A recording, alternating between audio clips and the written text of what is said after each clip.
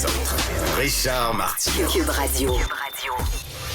Bonjour, bon lundi, merci d'écouter Cube Radio. Alors, hier, vendredi, je suis allé aux funérailles de Frédéric Bastien, qui était historien, qui est auteur. Vous savez, je le recevais souvent ici à l'émission en entrevue. En fait, je l'avais reçu la veille même de son décès. Décédé, crise cardiaque fulgurante alors qu'il faisait du vélo stationnaire chez lui. Il avait 53 ans, super en forme, un gars vraiment qui faisait du vélo de compétition, tout ça, très en forme. Bon, décédé rapidement. Je suis allé au salon hier dans l'est de la ville de Montréal. Il y avait beaucoup de gens. Il fallait vraiment attendre en file, faire la queue pour pouvoir entrer dans le salon. Tout le monde du milieu, là, il y avait beaucoup de gens du milieu souverainiste, là, du mouvement souverainiste. Il y avait Paul Saint-Pierre Plamondon, chef du PQ, qui était là. Il y avait Yves-François Blanchet, chef du Bloc. Il y avait des députés du Bloc québécois. Il y avait l'historien Éric Bédard.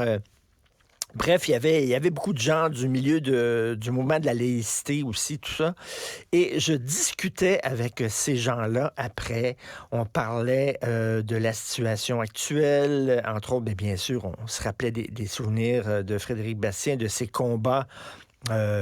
Et on était très triste parce que quand même il faisait un travail formidable, entre autres, hein, c'est lui qui débusquait le fait que des juges de la Cour suprême qui allaient être amenés à se prononcer sur la légalité de la loi 21 étaient eux-mêmes juges et partis, parce qu'entre autres il y avait une juge qui avait participé à des événements organisés par un groupe qui militait activement contre la loi 21. Fait que lui disait, attends, elle est censée être objective, puis elle est en train de militer contre la loi qu'elle va devoir elle-même juger après à la Cour suprême.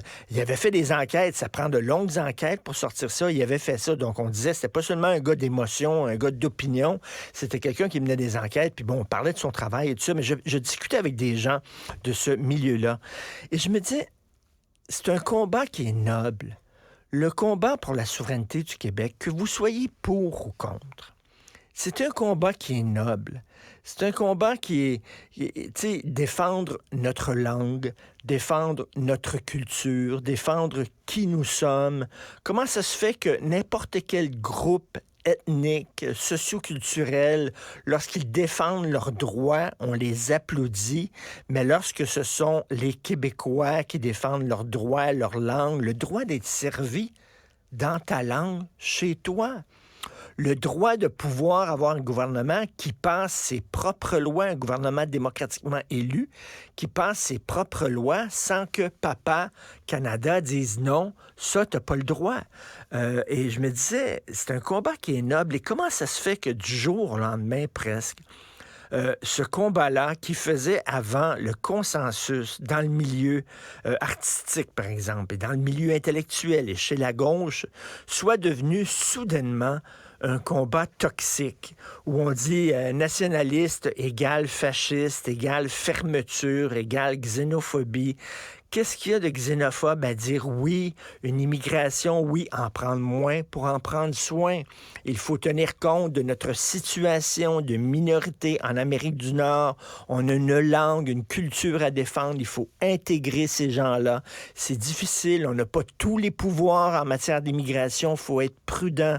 Comment ça se fait soudainement que cette prudence-là, qui est vraiment élémentaire et qui tombe sous le sens, soit devenue suspecte, douteuse, toxique, associée au racisme? Et je regardais, il y avait plein de gens de grande qualité, pas des fous, pas des gens exaltés, des gens qui ont le cœur à la bonne place.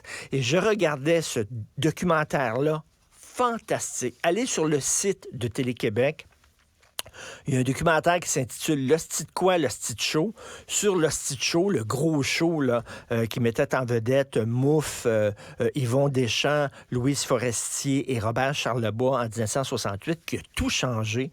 Et on entend ces quatre artistes-là sont encore vivants et tout à fait lucides et drôles et brillants et qui parlent du Québec. Et je me disais, mon Dieu, ces gens-là, ils défendaient le Québec, ils défendaient la langue québécoise, notre culture, notre passé, puis ils parlaient de relations de classe. Et comment ça se fait que soudainement, il y a comme un silence radio de la part des artistes concernant ce combat-là? Comme disait Daniel Boucher, ma gang de malades, vous êtes donc où? Vous êtes où? Vous êtes où, les artistes? Comment ça, vous n'êtes pas là, vous n'êtes pas présents?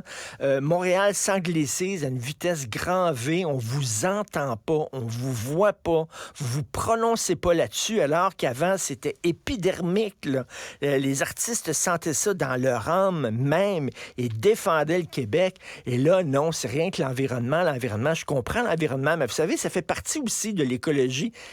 La protection des espèces en voie de disparition, la protection des espèces menacées, la protection des cultures qui sont menacées. Ben, calvaire, la culture québécoise, francophone, notre langue qui nous sommes, on est menacé par une constitution qui ne nous respecte pas, par une langue omniprésente, et vous n'êtes pas là. Donc, regardez ça. Je regardais ce documentaire-là qui est magnifique, extraordinaire. Ça dure 1h30. C'est tellement bon. C'est un cours d'histoire sur le Québec. Et j'avais les larmes aux yeux en disant, les artistes ne sont plus là, malheureusement. Cette affaire qui est complètement tirée d'un